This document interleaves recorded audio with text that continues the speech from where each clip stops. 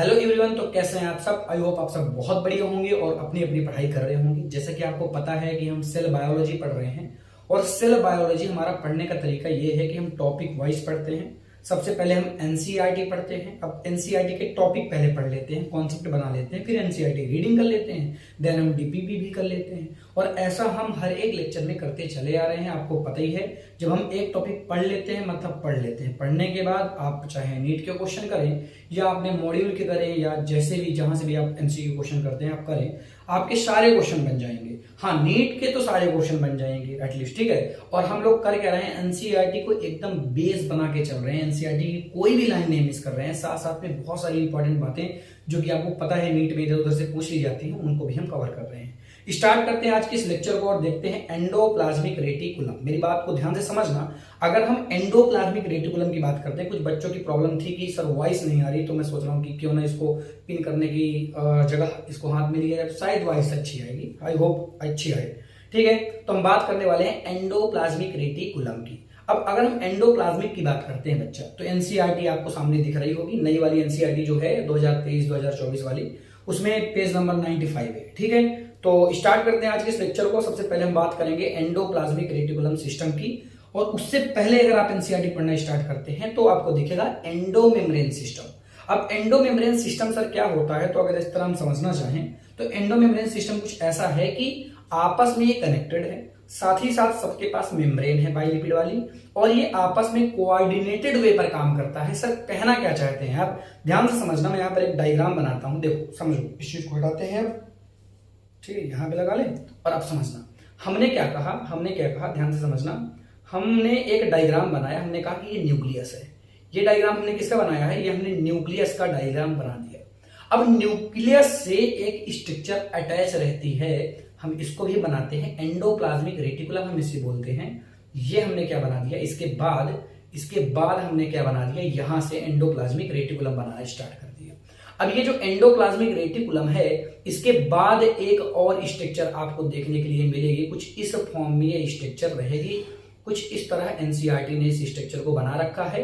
अभी मैं दिखा भी दूंगा, एनसीईआरटी वाला भी डायग्राम दिखा दूंगा, ये स्ट्रक्चर देखने के लिए मिलेगी। फिर इसके बाद कुछ ऐसे स्ट्रक्चर देखने के लिए भी मिलेगी, ठीक है। ये चीज तो होता क्या बच्चा, यहां पर हमें 3-4 चीजों के बारे में जानकारी लेनी है। ये जो सिस्टम पूरा का पूरा दिख रहा है, एक सेल के अंदर रहता है और ये आपस में कनेक्टेड है। जैसे कि अगर हम ईआर की बात करें, एंडोप्लाज्मिक रेटिकुलम हम इसे बोलते हैं, इसे हम ईआर बोलते हैं, मतलब एंडोप्लाज्मिक रेटिकुलम बोलते हैं। इसको हम गोल्गी कॉम्प्लेक्स बोलते हैं, इसे हम क्या बोलते हैं, लाइसोसोम बोलते हैं, लाइसोसोम बोलते हैं। साथ ही साथ में आपको वैक्यूल भी, बड़े बड़े वैक्यूल भी देखने के लिए मिल जाएंगे, इन्हें हम वैक्यूल बोलते हैं या वेसिकल भी बोल देते हैं। तो ये आपस में कनेक्टेड है, एक दूसरे के वर्क कनेक्टेड है, कोऑर्डिनेटेड वे पर काम कर रहे हैं। जैसा कि ईआर जो है, जो आपको सामने दिख रहा होगा नंबर फर्स्ट में जो दिख रहा है, ईआर जब तक प्रोटीन नहीं बनाएगा ना, तब तक गोल्गी बॉडी का काम ही क्या है फिर, क्योंकि जब ये प्रोटीन बनाता है तो प्रोटीन बना के भेजता है गोल्गी बॉडी के पास और गोल्गी बॉडी मॉडिफिकेशन करती है इसका, ठीक है। साथ ही साथ गोल्गी बॉडी ही लाइसोसोम बनाएगी। अब लाइसोसोम ही गोल्गी बॉडी नहीं बनाएगी तो फिर लाइसोसोम नहीं बनाएगी तो आगे का जो कोऑर्डिनेटेड काम है वो नहीं हो पाएगा। तो यानी हम कहते हैं इनके वर्क एक दूसरे से कनेक्टेड हैं। अब हम लाइन देख लेते हैं, एनसीईआरटी की ही लाइनें हैं, उनको एक बार देख लेते हैं हम लोग। तो एनसीईआरटी की लाइन क्या कहती है, सबसे पहली चीज की अगर हम एंडोमेम्ब्रेन सिस्टम की बात करते हैं तो एंडोमेम्ब्रेन सिस्टम पूरा का पूरा एक मेम्ब्रेन से बना हुआ सिस्टम है जो आपस में कोऑर्डिनेटेड वे पर काम करता है, एक दूसरे से रिलेटेड है इनके वर्क। ये चीज यहां पर बताना चाहती है आपको एनसीईआरटी। सर एग्जांपल कौन कौन से होंगे, मैंने पहले बता दिया, एंडोप्लाज्मिक रेटिकुलम हो गया, गोल्गी कॉम्प्लेक्स हो गया, लाइसोसोम हो गया और वैक्यूल्स भी हो गए। ये सब एग्जांपल हो जाते हैं किसके, एंडोमेम्ब्रेन सिस्टम के। अब हम अलग अलग लेक्चर में अलग अलग इनको कवर करेंगे। आज हमें पढ़ना है एंडोप्लाज्मिक रेटिकुलम को। तो अगर हम एंडोप्लाज्मिक रेटिकुलम की बात करते हैं तो सबसे पहले इसकी लोकेशन आप देख लीजिए। इसकी लोकेशन कहां पर है, देखो एक मिनट मुझे दो। हाँ ये देखो, अगर मैं जिस पोर्शन को हाईलाइट कर रहा हूं बच्चा, ये वाले पोर्शन को जो मैं हाईलाइट कर रहा हूं, ये है एंडोप्लाज्मिक रेटिकुलम। ये ऊपर लिखा भी है ये एंडोप्लाज्मिक रेटिकुलम। अब रफ है, स्मूथ है, इससे मतलब नहीं है, अभी हम पढ़ रहे हैं ये एंडोप्लाज्मिक रेटिकुलम है। और अगर आप देखेंगे तो ये न्यूक्लियस के पास है। ये वाला जो मैंने हाईलाइट किया एरिया, ये न्यूक्लियस है बच्चा। ये वाला जो मैंने अभी एरिया हाईलाइट किया है, ये वाला न्यूक्लियस है। और न्यूक्लियस के जस्ट बाद आपको एंडोप्लाज्मिक रेटिकुलम देखने के लिए दिख जाएगी। यानी इसकी लोकेशन कहां होती है, तो लोकेशन न्यूक्लियस के जस्ट तुरंत बाद इसकी होती है और ये पूरा का पूरा नेटवर्क है एक तरीके का। अब आगे हम बढ़ते हैं, एंडोप्लाज्मिक रेटिकुलम की बात करें थोड़ा सा, तो एंडोप्लाज्मिक रेटिकुलम एक मेम्ब्रेन से बना हुआ सिस्टम है। ये सर पाया कहां पर जाता है, तो ये साइटोप्लाज्म में होता है और साइटोप्लाज्म में कहां, न्यूक्लियस के पास। अभी अभी मैंने डायग्राम में दिखाया। अगला पॉइंट ये है कि ट्यूब का एक नेटवर्क है, मैंने बताया अभी कि ट्यूब से बना हुआ एक नेटवर्क है। सर कैसे ट्यूब से बना हुआ एक नेटवर्क है, देख मेरे भाई ध्यान से समझ कि अगर हम ट्यूब की बात करते हैं, ये हमने न्यूक्लियस बना दिया, ये हमने क्या बना दिया, न्यूक्लियस बना दिया। अब यहाँ पे ट्यूब, ये पूरी मैंने क्या बना दी, एक ट्यूब बना दी। हो सकता है ये ऐसी हो सकता है ये ऐसी हो, या हो सकता है ये ऐसी हो, इस तरह हो। तो ये सब क्या है, ये ER है, एंडोप्लाज्मिक रेटिकुलम है। लेकिन ध्यान देने वाली बात ये है कि ये न्यूक्लियस के जस्ट तुरंत बाद स्टार्ट हो जाता है। क्या इतनी बातें समझ में आ रही हैं क्या? हाँ सर, इतनी बातें बहुत ही अच्छी तरीके से समझ में आ गई। अब हम बात करने वाले हैं different type of endoplasmic reticulum. Sir इसके टाइप भी होते हैं क्या? बिल्कुल इसके टाइप होते हैं। क्या आवाज नहीं आ रही क्या? एक मिनट में इसको करता हूं, ठीक है। तो अगर हम बात करते हैं इसके टाइप की, तो इसके दो मेन टाइप हैं। कितने मेन टाइप है इसके? 2 टाइप मेन है जो हमें पढ़ने हैं, और 2 होते ही हैं। कौन कौन से सर होते हैं? एक होता है RER, एक क्या होता है, RER, और दूसरा होता है SER। सर आप कहना क्या चाहते हैं मेरे भाई? ध्यान से समझ। RER का मतलब है रफ एंडोप्लाज्मिक रेटिकुलम। क्या है बच्चा? RER का मतलब है रफ एंडोप्लाज्मिक रेटिकुलम, और SER का मतलब है स्मूथ एंडोप्लाज्मिक रेटिकुलम। मेरी बात ध्यान से समझना। हमने केवल ये पढ़ा कि राइबोसोम के 2 टाइप हैं। पहला RER रफ एंडोप्लाज्मिक रेटिकुलम, दूसरा SER मतलब स्मूथ एंडोप्लाज्मिक रेटिकुलम। क्या इतनी बातें समझ में आती है क्या? अभी मैं समझाऊंगा कि RER का मतलब क्या है, SER का मतलब क्या है। क्या इतनी बातें समझ में आ गई क्या? हाँ सर, इतनी बातें समझ में आ गई। अब मेरी बात ध्यान से समझना। ये मैंने क्या बना दिया, ये मैंने न्यूक्लियस बना दिया। क्या बना दिया? न्यूक्लियस बना दिया। अब इस न्यूक्लियस के पास आपको पता ही है कि इस न्यूक्लियस के पास क्या होता है, इस न्यूक्लियस के पास होता है ER। ये मैंने क्या बना दिया, ये मैंने क्या बना दिया, ये मैंने ER बना दिया। ये मैंने क्या बनाया बच्चा, ये मैंने ER बनाया, ये मैंने ER बना दिया। अब मेरी बात ध्यान से समझना, अब मेरी बात ध्यान से समझना। दरअसल होता क्या है, एक मैकेनिज्म मैं आपको बताऊंगा।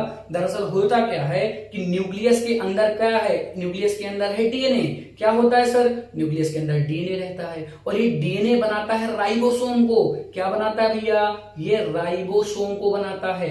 अब ये राइबोसोम बना तो न्यूक्लियस के अंदर, अब ये बाहर निकलना चाहेगा, और यहां पर होते हैं न्यूक्लियर पोर। न्यूक्लियर पोर का मतलब ये है छोटे छोटे छेद होते हैं जिन्हें हम पोर बोलते हैं, और इन्हीं पोर से जो राइबोसोम है वो बाहर निकलता है, और जाकर ये जो आपको एंडोप्लाज्मिक रेटिकुलम दिख रही होगी, इससे चिपकने लगता है। ये देखो, इससे क्या होने लगा, इससे चिपक गया। अब ये जहां जहां चिपकेगा, तो मुझे एक बात बताओ, पहले तो इसका सरफेस जो था वो स्मूथ वाला था, लेकिन अब क्या हुआ, ये जाकर चिपक गया। चिपकने के कारण क्या हुआ, इसका सरफेस जो है ना वो रफ हो गया। कैसा हो गया बच्चा? वो रफ हो गया। तो अब इसका जो सरफेस है, ये वाला जो सरफेस आपको दिख रहा होगा, ये सरफेस इसका रफ हो चुका है। इसीलिए मैं बोलूंगा RER रफ एंडोप्लाज्मिक रेटिकुलम। अब बात ध्यान से समझना बच्चा, जहां पर ये नहीं है उसको मैं बोलूंगा SER। क्यों? क्योंकि यहां पर राइबोसोम प्रेजेंट नहीं है, इसीलिए अभी भी इसकी लेयर यानी सरफेस एरिया स्मूथ है। क्या इतनी बात समझ में आ गई? हाँ सर आ गई। तो मैंने कैसे डिफरेंट टाइप बताए, मैंने RER बताया और SER बताया। तो अब मुझे एक बात बताओ, अगर मैं RER की बात करता हूं, ध्यान से बताना, अगर मैं किसकी बात करता हूं, अगर मैं RER की बात करता हूं, तो क्या राइबोसोम होगा क्या? हाँ, RER में जो राइबोसोम है आपका, जो राइबोसोम है, ये क्या होता है भैया? प्रेजेंट होता है। क्या होता है? ये प्रेजेंट होता है। जबकि SER में राइबोसोम प्रेजेंट नहीं होता है। इतनी बातें हमें समझ में आ गई हैं सर। अब हम बढ़ने वाले हैं आगे और देखने वाले हैं how develop RER and SER। ये मैंने बता ही दिया, ये कहानी मैंने आपको बता दी कि कैसे RER और SER बनता है। राइबोसोम, अगर राइबोसोम है तो हम कहेंगे कि ये RER है। क्या है बच्चा? इसका आंसर है कि इसके पास क्या है, इसके पास राइबोसोम है। इसके पास क्या है बच्चा?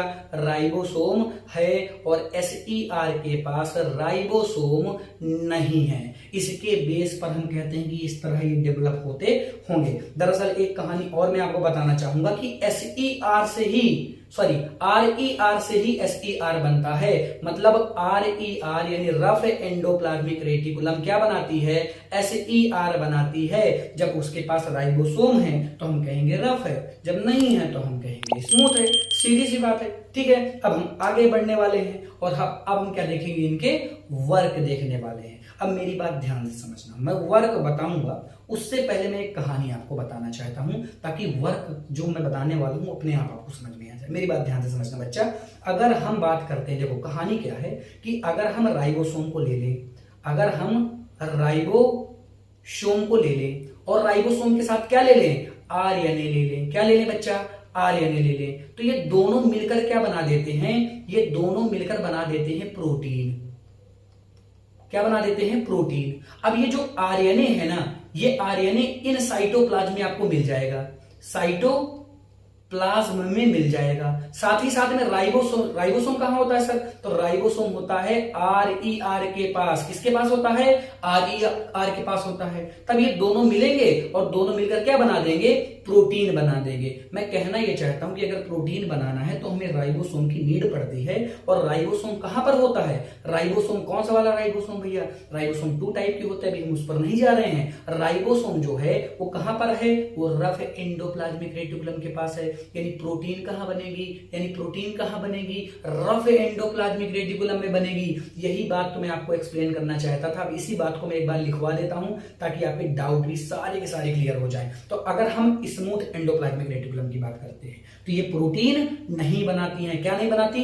प्रोटीन नहीं बनाती हैं। सर प्रोटीन नहीं बनाती तो कुछ ना कुछ काम तो करती होंगी। हाँ बिल्कुल करती हैं। ये काम क्या करती हैं? ये स्टेरॉइड ऑफ लिपिड बनाती हैं। साथ साथ में क्या बनाती हैं? हार्मोन्स बनाती हैं। जैसे टेस्टोस्टेरोन हार्मोन हो गया, ये एक तरीका स्टेरॉइड हार्मोन है। और जैसे प्रोजेस्टेरोन हार्मोन हो गया, जैसे एस्ट्रोजन हार्मोन हो गया। और साथ साथ में फॉस्फोलिपिड भी बनाती हैं। क्या करती है बच्चा? फॉस्फोलिपिड भी बनाने में क्या करती हैं? हेल्प करती है। लेकिन प्रोटीन नहीं बनाती है। मैंने बताया रीजन क्या है? क्योंकि इनके पास राइबोसोम नहीं है। क्या नहीं है? इनके पास राइबोसोम नहीं है। क्या इतनी बातें समझ में आ गई? हाँ सर आ गई। अब रफ एंडोप्लाज्मिक रेटिकुलम की बात करेंगे तो ये प्रोटीन सिंथेसिस करता है। क्या करता है मेरे भाई? क्या करता है? ये प्रोटीन सिंथेसिस करता है। क्या इतनी बात समझ में आ गई? हाँ सर आ गई, बहुत बढ़िया तरीके से आ गई। अब हम बढ़ने वाले हैं आगे और अब हम बात करेंगे किसकी?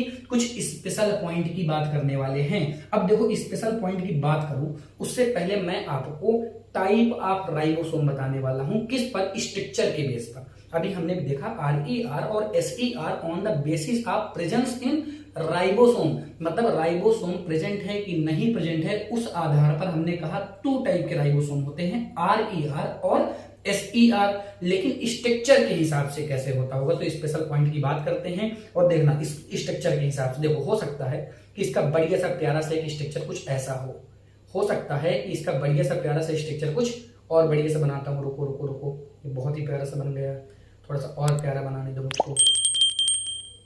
ये हमने प्यारा सा स्ट्रक्चर बना दिया। ये तो हम इसको क्या कहेंगे? देखो हो सकता है कि ऐसा हो सकता है कि ऐसा हो, या हो सकता है कि केवल एक ही ट्यूब पाई जा रही हो, ये केवल ऐसा हो, या हो सकता है कि ट्यूब जैसे हो, यूं करके यूं करके यूं करके यूं, या हो सकता है कि ऐसा हो। मतलब मैंने टोटल 4 टाइप बनाए हैं on the basis of structure. On the basis of structure. तो ये जो मैंने पहला टाइप बनाया, इसके नाम लिख लेते हैं बाबू, इसके नाम लिख लेते हैं। कहां गयो कलर, ये ठीक है। तो पहले वाले का नाम है, देखो इस दूसरे वाले का नाम पहले देखो। दूसरे वाले को हम बोलते हैं सिस्टर्नल। क्या बोलते हैं? सिस्टर्नल। क्या बोलते हैं बच्चा? सिस्टर्नल बोलते हैं। ये एक है तो सिस्टर्नल है, लेकिन बहुत सारे हैं तो नेटवर्क ऑफ सिस्टर्नल हो जाएगा। इसको हम बोलेंगे नेटवर्क ऑफ सिस्टर्नल। सिस्टर्नल ये क्या हो गया बच्चा? नेटवर्क ऑफ सिस्टर्नल हो गया। और अगर हम लास्ट वाले की 3rd नंबर वाले की बात करते हैं तो इसको हम बोलते हैं ट्यूब्यूल। ये ट्यूब्यूल फॉर्म में हो गया। और ये किस फॉर्म में है? ये वेसिकल फॉर्म में है। ये वेसिकल फॉर्म में हो गया। किस फॉर्म में हो गया? ये वेसिकल फॉर्म में हो गया। ठीक है। तो हमने देखा 4 टाइप होते हैं। अब ये किस बेस पर 4 टाइप होते हैं? ये सब स्ट्रक्चर के बेस पर होते हैं। On the basis of structure network आपकी सिस्टर्नल हो गया, साथ ही साथ सिस्टर्नल एक और अदर टाइप हो गया, टिब्यूल अदर टाइप हो गया, वेसिकल अदर टाइप हो गया। लेकिन इसके बीच में देखो स्पेस तुम्हें दिखेगा, इस वाली स्पेस को बोलते हैं ल्यूमेन। क्या बोलते हैं? ल्यूमेन। क्या सर इसको भी ल्यूमेन बोलेंगे क्या? हाँ, इसको भी बोलेंगे, इसको भी बोलेंगे। इसको हम क्या बोलते हैं? ल्यूमेन बोलते हैं, जो बीच में स्पेस रहता है। मेरी बात समझ में आ रही है? हाँ सर आ रही है। अब हम बढ़ते हैं थोड़ा सा आगे और स्पेशल पॉइंट नंबर 2 की बात करेंगे। पहले में मैंने क्या बताया? पहले पॉइंट में मैंने तुम्हें बताया type of ER, type of ER. लेकिन किस बेसिस पर? किस बेसिस पर? स्ट्रक्चर के बेसिस पर। अब दूसरे स्पेशल पॉइंट में मैं तुम्हें बताने वाला हूं बहुत ही प्यारे से 2 पॉइंट। अगर मैं पहले पॉइंट की बात करता हूं तो ध्यान से समझना। अगर मेरे पास ग्लैंड सेल है, ये मैंने क्या बना दी? देखो ध्यान से समझो, ध्यान से समझो। ये मैंने ग्लैंड सेल बना दी।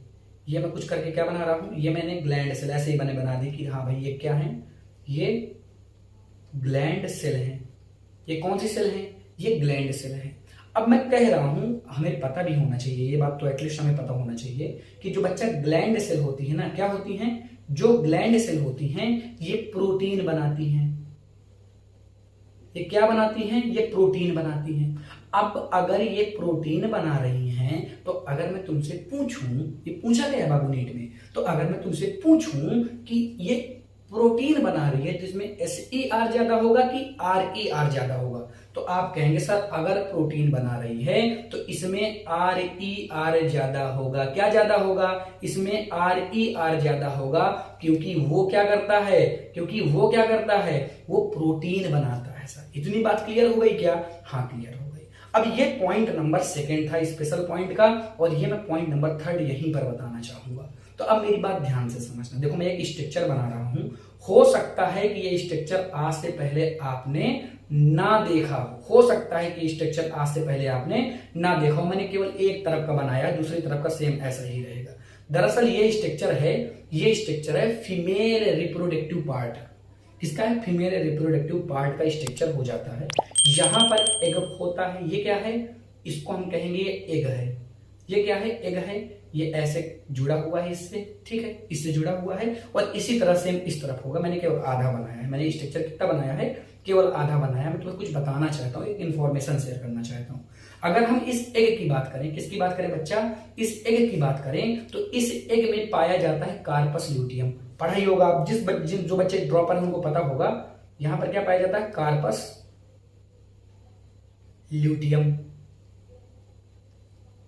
क्या पाया जाता है? Corpus luteum. अब ये कार्पस ल्यूटियम जो है ना, ध्यान से समझना, मैं क्या समझाना चाहता हूं अपने आप समझ में आ जाएगा। जो कार्पस ल्यूटियम है ये प्रोजेस्टेरोन हार्मोन बनाता है। कौन सा हार्मोन बनाता है? प्रोजेस्टेरोन हार्मोन बनाता है। अब ये जो प्रोजेस्टेरोन हार्मोन है एक तरीके का स्टेरॉइड हार्मोन है। तो स्टेरॉइड हार्मोन कौन बनाते हैं? SER बनाते हैं। कौन बनाते हैं? स्टेरॉइड हार्मोन बनाते हैं SER। तो यहां पर कौन ज्यादा होगा? यहां पर ज्यादा होगा SER। तो अगर कोई पूछे कि कार्पस ल्यूटियम में RER ज्यादा होते हैं कि SER ज्यादा होते हैं, तो क्या बोलना है अपने को? अपने को बोलना है कि सर वहां पर SER ज्यादा होंगे। क्यों ज्यादा होंगे? क्योंकि वो प्रोजेस्टेरोन बना रहा है, एक तरीके का स्टेरॉइड हार्मोन है, और ये जो बनाते हैं वो SER बनाते हैं। क्या मेरी बात समझ में आ रही है क्या? हाँ सर बहुत ही बढ़िया तरीके से समझ में आ गई। अब ये वेरी इंपॉर्टेंट पॉइंट है और ये बहुत ही प्यारी सी एक इंफॉर्मेटिव बात है। एनसीईआरटी पर सर है क्या? ये बात एनसीईआरटी पर नहीं है, ध्यान से समझना मेरी बात को। देखो डिटॉक्सिफिकेशन ऑफ ऑर्गेनिक कंपाउंड, कहने का मतलब ये है कि ऑर्गेनिक कंपाउंड को का जो विष होता है उसको हटाना। अब मैं कहना क्या चाहता हूं, एक स्टोरी बताता हूं, समझना मेरी बात को। दरअसल जो व्यक्ति अल्कोहल वगैरह ज्यादा पीते हैं, यानी शराब वगैरह ज्यादा पीते हैं, तो होता क्या है उनके लीवर में ना विष बनने लगता है। तो इस विष को हटाने के लिए SER आता है और SER अपनी क्वांटिटी को बढ़ाता है, और जो SER है वो क्या करता है, एक हार्मोन को रिलीज करता है जिसे हम बोलते हैं ऑक्सीजिनेज हार्मोन। ये क्या करता है, उस विष को हटाता है, उसको डिटॉक्सिफिकेशन करता है, मतलब विष को हटाना। डिटॉक्सिफिकेशन का मतलब क्या है, विष को हटाना, मतलब जो चीजें टॉक्सिक है तुम्हारे लिए उनको हटाना। मेरी बात समझ में आ रहा है क्या? तो चलो अब इस बात को ऐसे लिख लेते हैं कि जैसे सपोज दैट होता क्या है, जो एल्कोहल वगैरह ज्यादा ले रहा है, एल्कोहल वगैरह ज्यादा ले रहा है, एक हमने ये पर्सन बना लिया है, सपोज दैट ये एल्कोहल ज्यादा ले रहा है, तो होगा क्या, इसके लीवर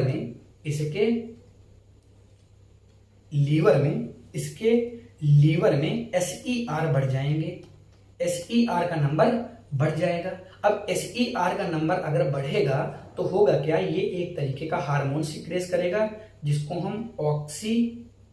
हम ऑक्सीजिनेज हार्मोन बोलते हैं। और ऑक्सीजिनेज हार्मोन एक तरीके का डिटॉक्सिफिकेशन करता है। क्या करता है ये? क्या करता है ये वर्क करता है किसका भैया?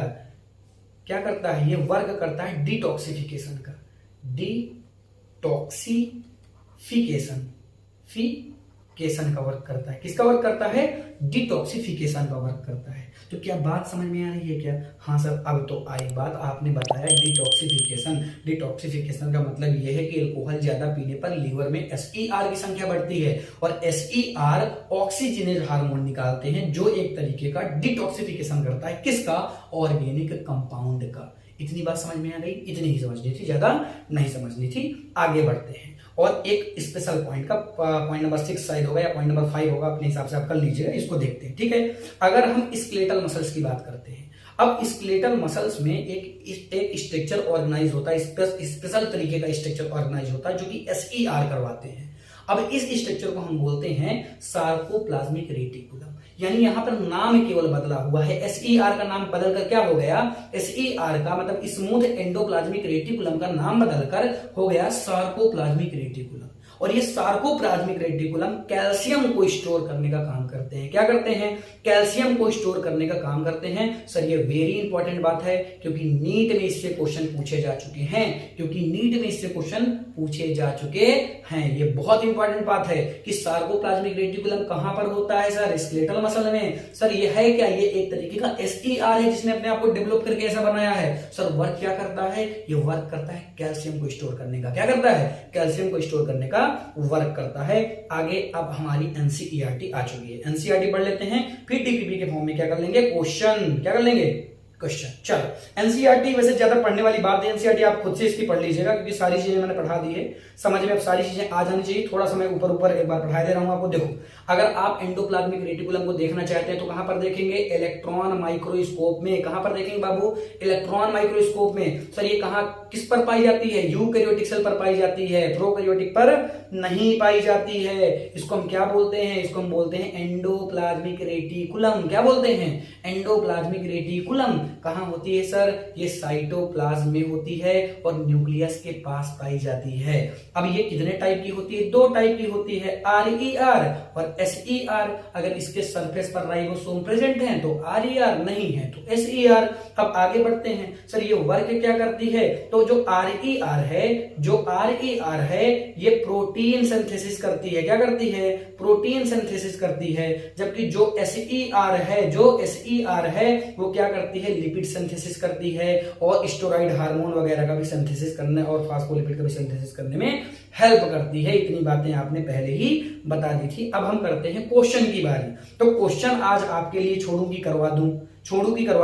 करवा दीजिए सर, करवा दूं, बहुत आलसी आदमी हूं, करवा ही देता हूं। चलो अच्छा, पहला क्वेश्चन पूछा गया, what is the function of endoplasmic reticulum? क्या ये प्रोटीन बनाती है? अब देखो एंडोप्लाज्मिक रेटिकुलम की बात की है बाबू, यहां पर समझना मेरी बात को। अब बाबू कहता हूं, इसका मतलब ये थोड़ी नहीं है यार कि तुम लोग समझते नहीं चीजों को, हाँ मजाक में लेते हो। चलो इधर आओ, कंसंट्रेट सबसे पहले स्क्रीन में देखो। चलो तुरंत चलो पढ़ें। चलो, what is the function of endoplasmic reticulum? फिर से, अरे भाई मैं क्या कर रहा हूं? एंडोप्लाज्मिक रेटिकुलम, RER SER की बात नहीं कर रहा हूं। तो अगर एंडोप्लाज्मिक रेटिकुलम की बात कर रहा है तो क्या ये प्रोटीन सिंथेसिस करता है? क्या बिल्कुल करता है प्रोटीन सिंथेसिस। तो क्या ये लिपिड सिंथेसिस करता है? क्या हाँ सर करता है। क्या ये कैल्शियम की स्टोर भी करता है? क्या हाँ सार्कोप्लाज्मिक रेटिकुलम करता है। तो इसका ऑप्शन नंबर 4 सही हो जाएगा। ठीक है, अगला। चलो भाई, ये क्वेश्चन पूछा गया which of the following biomolecule are not synthesised by the endoplasmic reticulum? कौन सा है भैया जो एंडोप्लाज्मिक रेटिकुलम नहीं करता है? क्या प्रोटीन करता है? क्या हाँ बिल्कुल करता है। लिपिड करता है? क्या बिल्कुल करता है। क्या कोलेस्ट्रॉल करता है क्या? बहुत प्यारा सा क्वेश्चन। क्या न्यूक्लिक एसिड करता है क्या? तो न्यूक्लिक एसिड को करता था क्या? नहीं। कोलेस्ट्रॉल एक तरीके का स्टेरॉइड है, इसको करता है, यानी ऑप्शन नंबर सी सही हो जाएगा। अगला क्वेश्चन में पूछा गया कि क्या, हाँ भैया भैया भैया भैया बहुत प्यारा सा क्वेश्चन है। कह रहा सभी सेल में जो RER और SER होते हैं क्या उनका रेशियो फिक्स होता है क्या? बिल्कुल नहीं फिक्स होता है, बिल्कुल नहीं फिक्स होता। पहले इसके कैसे फिक्स हो जाएगा? चलो अगला क्वेश्चन, डिटॉक्सिफिकेशन वाला भाई, डिटॉक्सिफिकेशन वाला क्वेश्चन अपने आप करना है। अभी अभी मैंने कॉन्सेप्ट बताया है, नहीं आए तो कमेंट में करना है। कमेंट में कहना सर नहीं आया तो उसको दोबारा से बताया जाएगा, शॉर्ट वीडियो बनाया जाएगा आपके लिए, ठीक है। तो सबसे पहले कमेंट करना है इसका ऑप्शन कौन सा नंबर सही होगा, इसका भी ऑप्शन आप ही को करना है, ये वाला क्वेश्चन भी आप ही को करना है। मैंने कॉन्सेप्ट बताया आपको, अब आपको क्वेश्चन करना है। अगला क्वेश्चन भी आपको करना है, अगला क्वेश्चन भी आपको करना है, ठीक है। चलो, और फिर इसके बाद ही हमारे क्वेश्चन खत्म हो जाते हैं। DPP number 11 solve. अब जो नहीं आ रहा है, जहां पर प्रॉब्लम हो रही है कि हमें ये चीज समझ में नहीं आ रही है सर, या आपने क्वेश्चन नहीं बताया, हम कर ही नहीं पा रहे हैं, अब एक बार आंसर तो भेजो, एक बार आंसर भेज मेरे बच्चा। देख आंसर भेजेगा मुझे समझ में आएगा, तुझे समझ में आ रहा है कि नहीं आ रहा है, पता कैसे चलेगा मुझे जब तक तुझे आंसर भेजने ही नहीं है। इसीलिए कुछ क्वेश्चन मैं करवाता हूँ, कुछ क्वेश्चन तेरे लिए छोड़ता हूँ, रीजन यही है। मेरी बात समझ में आ रही है तुझे? हाँ सर आ रही है। तो अब अगले टॉपिक में मिलता हूं मैं। आज का टॉपिक यहीं तक रहेगा। RER SER एंडोप्लाज्मिक रेटिकुलम और एंडोमेम्ब्रेन सिस्टम यानी कि कोऑर्डिनेटेड पेपर जो काम करता है, सब कुछ हमने बहुत ही अच्छी तरीके से पढ़ लिया। किसी को कोई प्रॉब्लम है क्या? नहीं है सर। अच्छी तरीके से समझ में आ गया क्या? हाँ सर आ गया। नहीं आया तो कमेंट करो, ठीक है। तो मिलता हूं फिर मैं आपसे नेक्स्ट लेक्चर पर। Thank you so much for watching, Tata.